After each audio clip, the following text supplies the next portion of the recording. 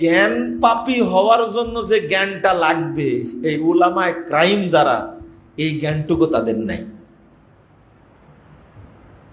তাহলে অর্থ কি বলেন? কি আল্লাহ নিজেই বলছেন, ইন্নী মারিস্তু, আমি অসুস্থ ছিলাম, বললাম তাউদ্দি, তুমি দেখোনি আমাকে, আমাকে সেবা করনি। তাহলে আল্লাহ তো নিজেই অসুস্থ ছিলেন, তাই না? দলিল। কিন্তু এরপরে আল্লাহ কি বলছেন?